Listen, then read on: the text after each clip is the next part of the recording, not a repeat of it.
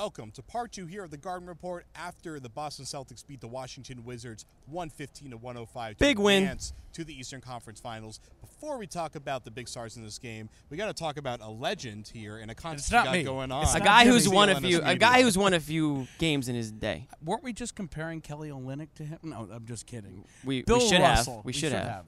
Tommy probably did. Bill Russell, Autograph Basketball, CLNS Media, celebrating our brand new website, launching in about 3 or 4 weeks.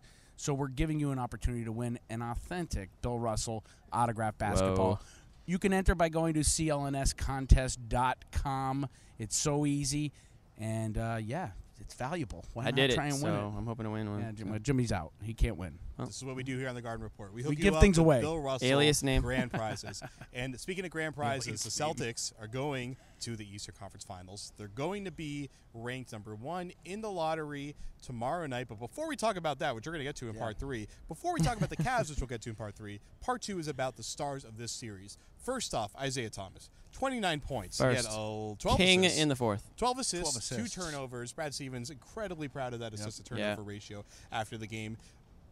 Isaiah getting 29 points seemed like a big deal, but it's hard to remember that's how many points per game he averaged in the regular season. But in the playoffs, it has been very, very hard for him to be able to score consistently. But Jimothy, Pornstash, we had a great performance from Isaiah Thomas tonight. Walk me through it. Walk you through every single shot. Let's single start one with in the detail. first quarter.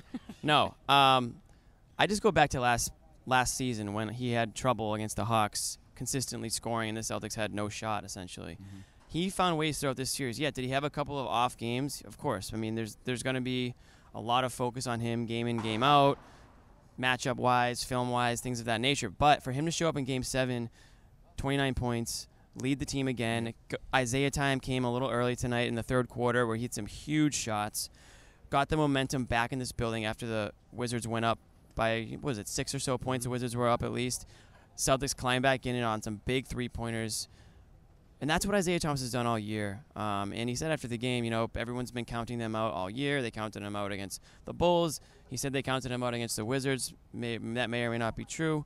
But they never counted themselves out and I think that a lot of that is because of Isaiah Thomas's confidence. And he said yesterday he didn't feel any pressure because he works too hard to feel pressure. How much of Isaiah's success is contingent upon Al Horford?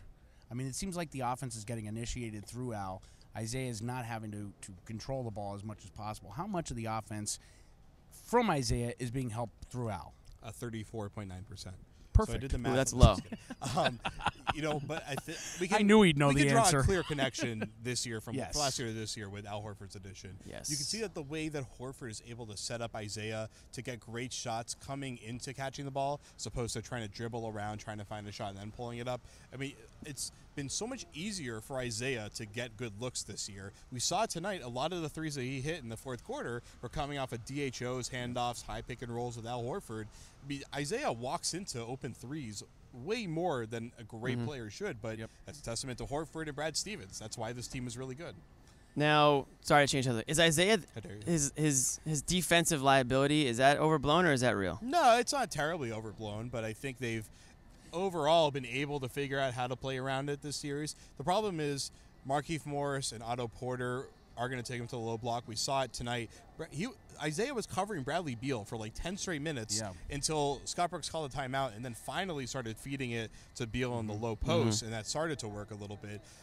When they're playing Cleveland, it's going to be a major issue. I think they're hoping that J.R. Smith will be out there a lot so we can cover J.R. Smith, where J.R. Smith obviously is a great scorer, but a lot of that is kind of just staying out wide on the weak side to catch out the shooters. But when there's when Kevin Love and Tristan Thompson are going to share the floor, trying to find a place to put Isaiah is going to be a nightmare. But we're going to talk about that in part 3 because I don't want to get sidetracked. So let's go on to Al Horford, who had another great game. He had 15 points, 6 rebounds, 5 assists, 6 for 10 shooting, and 40 minutes. Interior defense, though.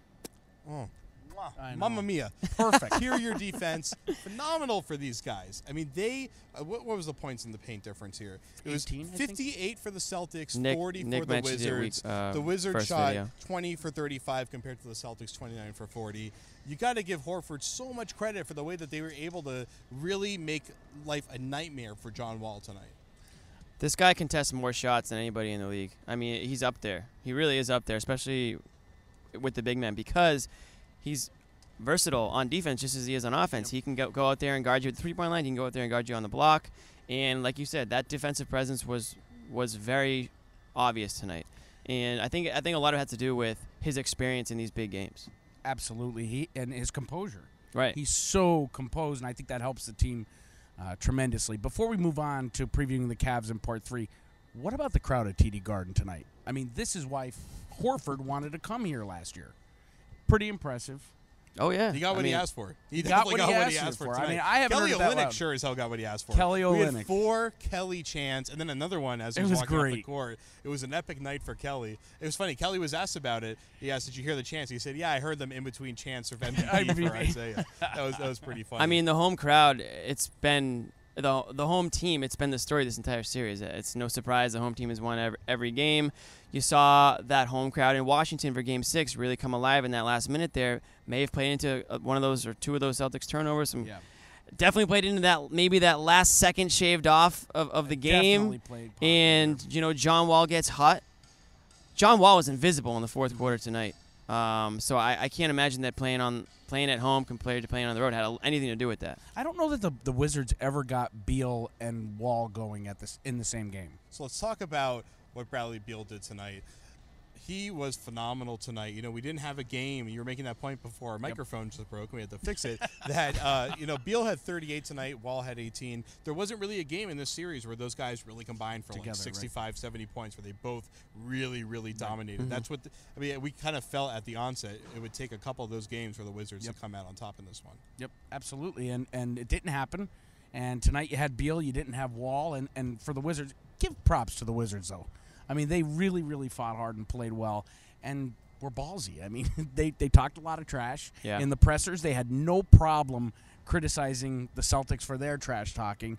The Wizards have a bright future. I'm not going to take it away from them. No, absolutely not. I mean, I actually thought the Wizards had the mental edge in this series for most of it. Yeah. And for that reason, I didn't really know how tonight's game was going to go, because I thought the Wizards were a little bit in the Celtics' head, especially after that Game 6 win. John Wall, I kind of already knew what he was about. I'm already impressed with him. Beal really impressed me this series, though. I think that the thing with Beal is, he's been hurt here and there throughout his career, where he has had some trouble really getting it going for long stretches without something sort of sidetracking him. I was glad to see, that he could stay on the court, and you really got to see what he's capable of on the offensive side of the ball. I mean, this guy has to be up there as one of the better shooters in the NBA, one of the better scorers in the NBA. Certainly was tonight. All right, well, that'll do it for Part 2. Before we go, fun fact from Dan Feldman of NBC Sports, friend of the show. There are 3 teams that have won a 7-game series in this round in the last, I think it was 12 years or so. Okay. Winning all the games at home. Can you name those 3 teams? In the second round, I know it was the 08 Celtics against, not the Hawks. I mean, can you just name the franchises? Yeah, 08 Celtics. I don't know. The other 2 are Celtics. There it is. Yeah. I should have known that. I was just going to guess that. Not too bad. It was tonight, and then I think in 2005 was the other one. So, not too bad. We are going to be right Fun back. facts. Part 3. Don't forget ZipRecruiter.com/sportsfan and the Bill Russell giveaway, which you can find. What was the URL again? CLNScontest.com. Okay, we'll be right back for Part 3 of the Garden Report, where we are previewing the Eastern Conference Finals against the Cleveland Cavaliers and the NBA Draft Lottery on Tuesday night. Coming for you, LeBron. We'll be right back. Coming for you.